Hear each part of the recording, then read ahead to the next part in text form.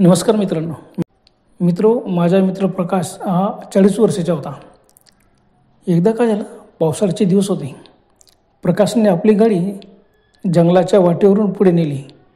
Car होती लहानशी, मस्त तो चालला होता. रस्ता कच्चा होता. तो गाडीत एकटाच होता. त्याने त्याचे गाव सोडलं, पुढे आला जंगलाचा भाग. जर मेन रस्त्याने गेला असता तर पुढे हायवे होता, परंतु खूप फेरा पडेल बुवा. कच्च्या रस्त्याने चालले जाऊ म्हणजे आपल्याला शॉर्टकट पडेल, म्हणून तो कच्च्या रस्त्याने त्याने गाडी टाकली. काळाकुट्ट अंधार, पूर्ण जंगल. रात्रीच्या वेळेला त्या रस्त्यात कोणीच नव्हतं. जंगलाचा रस्ता आणि कच्चा, कोण जाणार त्या रस्त्याने. मग प्रकाशला थोडंसं पुढे आलं. मग त्याच्या लक्षात आलं की खरंच आपण या रस्त्याने यायला नको होतं, पण जाऊ द्या. आता तो गाडीत एकटाच होता. बराच पुढे आल्यानंतर काय झालं, अचानक पावसाचे थेंब गाडीच्या काचांवर टप टप आवाज करत सुरू झाले. बापरे, पाऊस सुरू झाला. काय करायचं आता. त्याने विचार केला, रस्ता जरी कच्चा असला तरी संपूर्ण मुरमाळ भाग आहे, गाडी कुठं फसणार नाही, काही नाही, आपण निघून जाऊ. थोडंसं पुढे गेला तेवढ्यात अचानक त्याच्या लक्षात आलं की गाडीचं पेट्रोल संपल्याचा इशारा झाला. प्रकाशच्या हृदयाची धडधड वाढली. आता काय करायचे. सर्वत्र जंगल. आता तो 10 किलोमीटर जंगलात येऊन गेला होता. अजून जंगलाचा रस्ता 25 किलोमीटर तरी होता. जंगल संपले की पुढे हायवे लागला का मगच पेट्रोल पंप आहे. गाडीतले पेट्रोल चेक करायची आठवण पडली होती. पावसाचा जोर वाढला, विजा चमकू लागल्यात. बापरे, काय करायचं.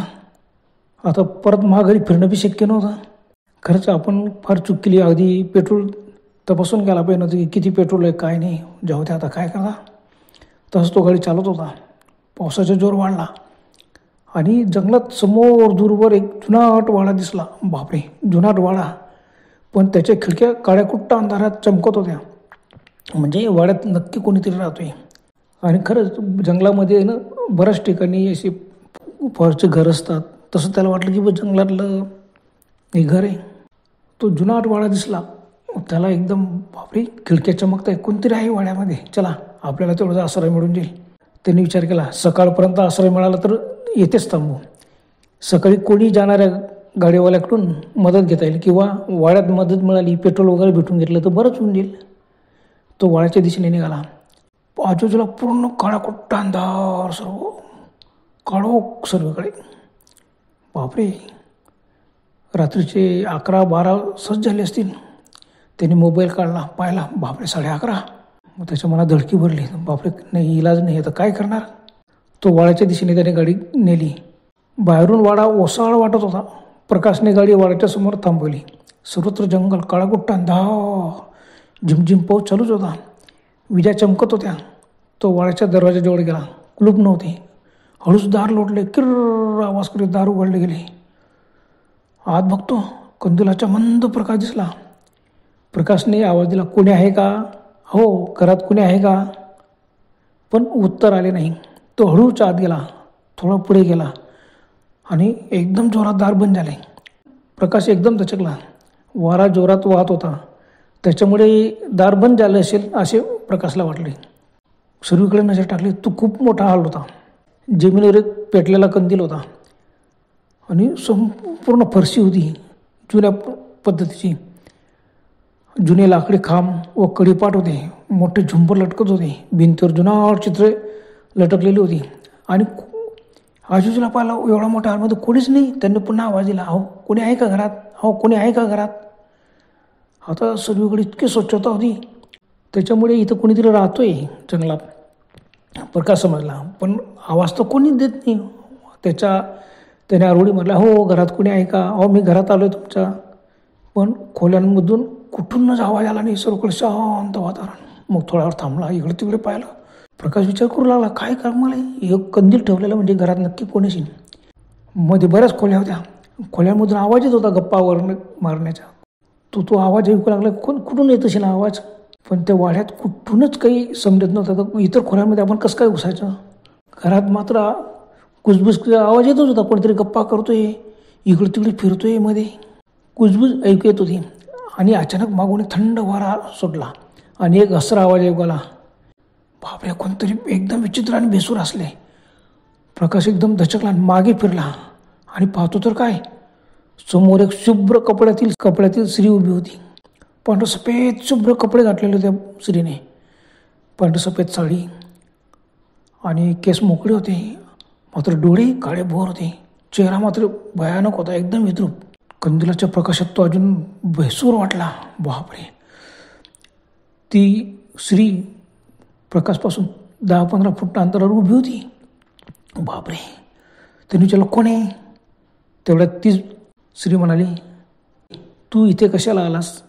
तो परत येत आहे, लवकर पळ. बापरे, आणि त्या क्षणीच वाड्याचा दरवाजा आपोआप उघडला गेला आणि बाहेर प्रचंड ढगांचा गडगडाट झाला. सर्रकन वीज चमकली. बापरे, थंडगार वारा आत आला. पुन्हा प्रकाशच्या अंगावर काटा आला, अंग शहारले.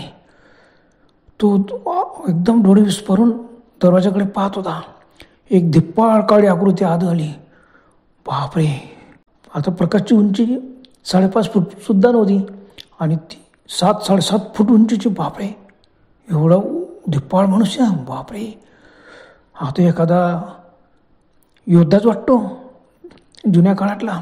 पूर्ण काळी आकृती मध्ये आली, दरवाजात उभी राहिली. ती एवढी धिप्पाळ होती की दरवाजात पूर्ण मावली. तिचं डोकं दरवाजाच्या वरपर्यंत येत होतं. बापरे, कोणी हा एवढा धिप्पाळ मनुष्य? बापरे, प्रकाश एकदम घाबरला. आता काय करावं प्रकाशला समजत नव्हतं. त्याने बाजूला पाहिलं. दूर अंतरावरती ती स्त्री उभीच होती. ती म्हणाली, अरे पळ पळ, लवकर पळ, तो तुला सोडणार नाही. पण पळणार कुठं? तो तर दरवाजात उभा होता. धिप्पाळ शरीराचा मनुष्य, कमरेपासून वरती पूर्ण अंग उघडं होतं. अंगावर मोठमोठे असे सोन्याचे दागिने चमकत होते. बापरे, हा कोण आहे? यमदूत? कसं शक्य? यमदूतच्या हातात काय गदा वगैरेच, पण हात काही नाही. तो कमरेवर हात ठेवून उभा राहिला आणि कमरेच्या खाली एक त्याने लाल रंगाचं धोतर नेसलेलं होतं. कमाले, गुडघ्यापर्यंतच मस्त कोसलेला. प्रकाश समजला हा नक्कीच जुन्या काळातले कोणतरी एक योद्धा असेल. आणि आता काय करायचं? प्रकाशने विचार केला की योद्धा बी असला तरी योद्धा असं कुणालाही मारत नाही.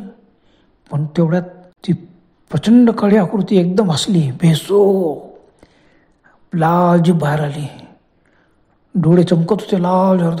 बापरे, भेसूर हसला तो आणि ती मध्ये यायला लागली. प्रकाश एकदम घाबरला.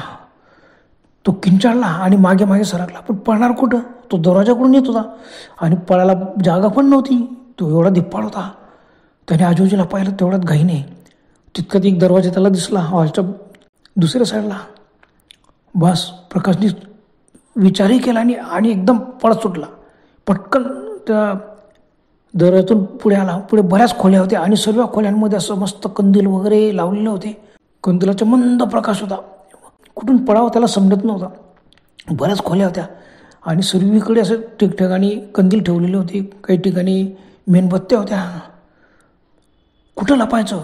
आणि तो पळत असताना त्याला एकदम एक दरवाजा दिसला. ती आकृती हळूहळू येताना त्याला जाणवली. बापरे, हळूहळू येते ती. आता पळणार कुठं आपण? इतर खोल्यांमधून मंद प्रकाश होता. पण बऱ्याच लोकांच्या हसण्याचा आवाज आला, पण कोणीच दिसले नाही. अरे, काही खोल्यांचे दरवाजे उघडे होते. खोल्यांमध्ये कंदील होते, कुठे मेणबत्त्या होत्या आणि त्या खोल्यांमधून हसण्याचा आवाज यायला लागला. पण त्याने डोकावून पाहिलं. खोलीत, एका खोलीत तो पटकन घुसला. बघितला, कंदील होता. खोलीत तर कोणीच नव्हतं. आणि खोलीत एकदम 5-6 लोक जोरात हसून उठले. अरे, इथं तर कोणीच नाही. त्या खोलीतून पुन्हा तो बाहेर पळाला. दुसऱ्या खोलीत समोर दिसली, त्या खोलीत गेला. खोलीत बापरे, एकदम घाबरला. 5-6 काळ्या भिन्न आकृत्या असे मस्त खाली बसलेल्या होत्या आणि मोठमोठे हसू लागले याच्याकडे बघून. एकदम उभ्या राहिल्या. प्रकाश समजला, बापरे, हे काहीतरी भयानक आहे. हे माणसं नाहीत. आणि प्रकाशच्या अंगाला एकदम काटे आले आणि तो पुन्हा त्या खोलीतून बाहेर आला. आता भरपूर खोल्यातून मधून मध्ये बोर्ड होती. बोर्डीतून तो पडता त्याला एकदम दिसलं एक दरवाजा होता आणि दरवाजा बाहेर काळा कुट्टा धार आणि एकदम वीज चमकली. प्रकाशला लगेच लक्षात आलं की हा बाहेर पडण्याचा रस्ता आहे. आणि त्या दरवाजाच्या दिशेने तो धावत सुटला, पळाला. मागील दाराने तो बाहेर पडला. पाहतो त्याचं, बापरे, या वाड्याच्या आपण पाठीमागच्या भागाला आलेलो आहे. आजूला काळ झाडी, काटेचं जोडपं. मग ते पळत पळत दूर गेला. त्यांनी दुरून पाहिलं कोणत्या दिशेला आपली गाडी उभी आहे. विजा, जोराचा पाऊस येत होता. विजा चमकत होत्या आणि एकदम त्याचं लक्ष गेलं. अरे बापरे, आपण अगदी पाठीमागे आलेलो आहे. पुढच्या साईडला आपल्याला गाडी उभी आहे. बस मग काय, प्रकाशला एकदम हास्य वाटले आणि तो पळत पळत पळत कसं तरी त्या गाडीपर्यंत पोहोचला. भीतीमुळे अंग सर्व थरथर कापत होतं, जोराचा पाऊस येत होता, ओला चिंब झालेला होता. आता त्याचे मोबाईल वगैरे सर्व ओला चिंब झाला असेल. खिशातून मोबाईल काढायची सुद्धा त्याची हिंमत झाली नाही. गाडीचा दार उघडण्याचा प्रयत्न केला, पण तो नेमका दरवाजा उघडत पण नव्हता. तेवढ्यात मागून जोरात हसण्याचा आवाज आला. प्रकाश मागे वळून बघतो, तो ती काळी सावली त्याच्या मागे येत होती. बापरे, तो काळा धिप्पाड मनुष्य त्याच्या मागे येत होता. विजा चमकायचा मध्येच आणि तो हळूहळू दमदार पावले टाकी त्याच्यापर्यंत येत होता. त्याला पूर्ण खात्री होती की हा किती पळाला तर आपल्या तावडीतून सुटणार नाही. बापरे, काय करायचं. ती काळी आकृती तर मागे येत होती आणि दरवाजाही उघडत नव्हता. आणि अचानक वीज एकदम चमकली, प्रचंड लोळ पडला आणि सर्वत्र अंधार पसरला. बापरे, काय कुट्ट अंधार. थरथर कापत प्रकाश उभा होता. ती काळी आकृती त्याच्या जवळ आली. तिच्या जोरजोराने पावलांच्या आवाजाला श्वास. प्रकाशने पाहिलं, बापरे, अगदी जवळ आलेली, आता काय करा, दरवाजा उघडत नाही. आणि त्या क्षणी एका सेकंदात प्रकाशने विचार केला की नाही, आता इथं थांबण्याचा अर्थ नाही, पळत सुटा. बस तो लगेच गाडी सोडून दिली आणि पुढे पळत गेला. बऱ्याच अंतर पुढे आला. त्याला काय करा, तो रस्ता धरून पुढे पडतोय. काय झालं कुणास ठाऊक. अंधाऱ्यामध्ये आणि प्रकाशचा पाय कशात तरी अडकला व तो धपकन पडला. बापरे, थरथर कापू त्याने उठण्याचा प्रयत्न केला, पण मागून जोरात हसण्याचा आवाज आला. कुठं पडशील, आता मी तुला सोडणार नाही. बापरे, प्रकाश एकदम वळला. जमिनीवर झोपलेलाच होता प्रकाश. उठण्याचा प्रयत्न करू लागला आणि घाबरून उभं राहिला. कोणे. तेवढ्यात ती काळी आकृतीत त्याच्या जवळ आली आणि एकदम जम मारून त्याच्या छातीवर बसली. जबरदस्त वजन होती. बापरे, आपला जीव जातो का काय. प्रकाशच्या छातीवर इतकं जबरदस्त वजन होतं आणि तो इतका जोरात प्रकाशला दाबत होता. प्रकाशला वाटलं आता आपला जीव जाईल. एकदम थरथर कापा लागला, जीव घाबरा झाला आणि डोळे अंधारातसुद्धा डोळे विस्फारून प्रकाश पाहत होता. ते काळ्या आकृतीचे फक्त लाल डोळे चमकत होते आणि त्याने एकदम प्रकाशची मानगूट पकडली. त्याचे प्रचंड वजन आणि त्याने मानगूट पकडताच प्रकाशने एकदम घाबरून प्रकाशने किंचाळी मारली, वाचवा, मेलो. आणि त्या क्षणी तो बेशुद्ध झाला. शांत होता सर्वीकडे, काळा कुट्ट अंधार, काहीच नाही. पावसाचा जोर संपला होता, पाऊस थांबला होता. सकाळ झाली. सकाळी गावकऱ्यांना रस्त्यावरच्या कडेला प्रकाशची गाडी सापडली, पण तो तिथं कोणीच नव्हतं गाडीत. थोडेसे ते पुढे आले तेवढ्यात त्यांना बऱ्याच अंतरावर प्रकाश बेशुद्ध होता. लोकांनी त्याला उठवले, कोणीतरी त्याला पाणी दिले. कसं तरी तो उठला. त्याचे डोळे दिसत नव्हतं की आपण जिवंत कसे. बापरे, गावकऱ्यांनी विचारलं, अरे बाबा काय झालं, तू इथं कसं काय. त्याला काय बोला समजत नव्हतं. पाणी पिलं त्यावेळी थोडीशी तरतरी आली होती. मग त्याने रात्रीचा सर्व प्रसंग गावकऱ्यांना सांगितला. गावकऱ्यांना सांगितलं, अरे बाबा त्या वाड्यात गेलाच कशाला. अरे भुताटकीचा वाडा आहे तो भयानक, आणि तू घुसला कसा आणि जिवंत कसं का वापस आला. प्रकाशची परिस्थिती अशी होती की त्याला चालता सुद्धा येत नव्हतं, एवढा तो घाबरलेला होता. रात्रभर पावसात ओला चिंब भिजलेला होता, त्याच्यामुळे त्याचं अंग पूर्ण थंडीने गारठून गेलं होतं. आता पाऊस जरी थांबलेला असता तरी अंग ओला चिंब होतं. मग गावकऱ्याने त्याला सांगितलं की बाबा रे, खरं नाही, बरं तुझं गाव कुठलं. त्याने सांगितलं आपल्या गावाचं नाव. मग एका गावकऱ्याला गाडी चालवता येत होती आणि ज्याला गाडी चालवत होता तो पुढे बसला आणि त्याने गाडी सुरू केली.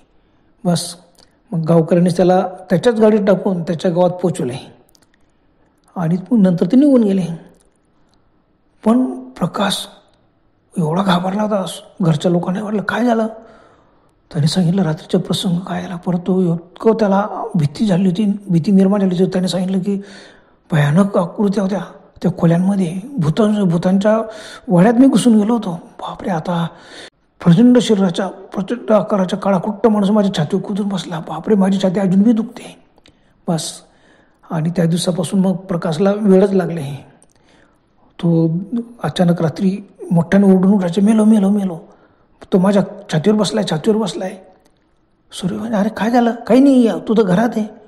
थोडा वेळा तो शुद्ध राहायचा, पण झाला प्रकाशच्या डोक्यावरती परिणाम झाला आणि तो वेळाच झाला. बस 2-1 महिने प्रकाश कसा तरी वेळसर सारखा वागायचा, बडबड करायचा आणि त्याची तब्येत एवढी खालावली, प्रकाशला एवढी भीती निर्माण झाली. घरच्या लोकांनी त्याला बरेच मांत्रिकाकडे दोरे धागे केले, काही केले, पण काहीच उपयोग झाला नाही.